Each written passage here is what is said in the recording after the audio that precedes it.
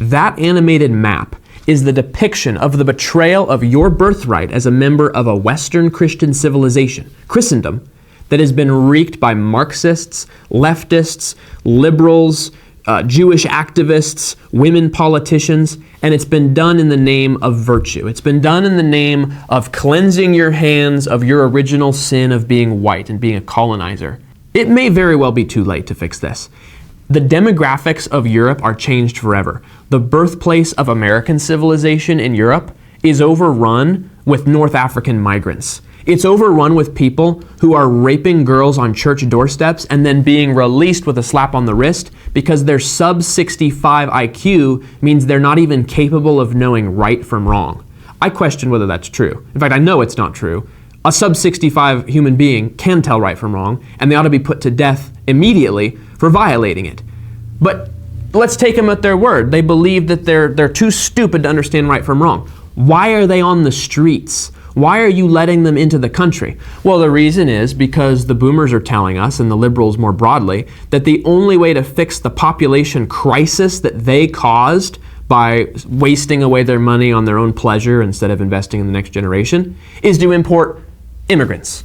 Because if you look at the shape of the population histogram in Western countries, you see a lot of boomers, but then the population bar narrows as you get to the newer generations. In other words, they didn't have enough children to keep the systems that pay into the elderly people's retirement funds and into their pensions afloat. They can't afford it anymore. And so what used to be one pensioner being supported on the wages of 4 to 5 taxpayers, right? It's sure it's a lot, but the burden is spread. This is Germany I'm talking about right now.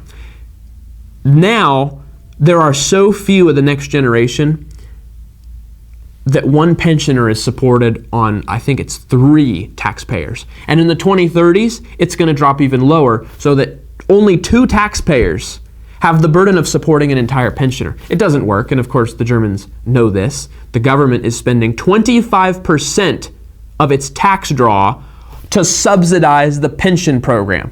They're reaching critical mass, and their response, and the response of every other European country in a similar position, is that map you just saw. They've decided that to fix their problem of blowing their beautiful economy, blowing their beautiful heritage that had been built up for millennia of successive generations invested in their children to hand over something beautiful, and the boomer generation took it, squandered it in one generation, and said, you know what, kids, sorry, there's nothing left to give you but a bunch of immigrants, and we need them to support our pensions. And so as they go out the door and die, they will be leaving behind a world in which their children are a minority, and they're replaced with North African hordes of people of sub 65 IQ who even the tolerant, immigrant-loving left say are too stupid to know that rape is wrong. As the famous quote says, they don't understand your universe. They will be cold and tired. They will make a fire out of your beautiful oak door. They don't understand what makes it beautiful. They don't understand what built the civilization that they're milking on. Now, thankfully, the analog to this, the animation of immigration into the United States, is somewhat less extreme, although still unconscionable. We are already experiencing mass-scale demographic replacement in the United States. Thankfully, the administration of Donald Trump, as a tremendous blessing from God, has temporarily put a stop to this. But if we don't play our cards right, we're going to become Europe very soon. That's the agenda, because they hate Christendom, they hate the West, they hate white people, and they are very open with the fact that diluting our people is the only way to stop us.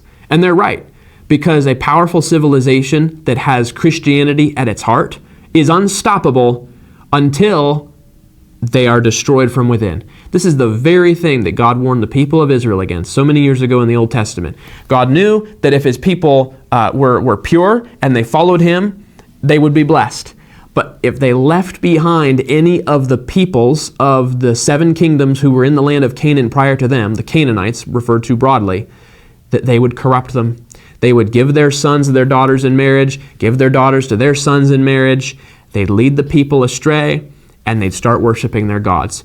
As it turns out, the same fundamental force that makes ancient nomadic Hebrews start to worship the gods of the people they're around is the same force that will fill American cities with prayer mats, calls to prayer, turbans, burqas, and all kinds of other foreign paraphernalia if we start mixing with them. It's just basic cause and effect.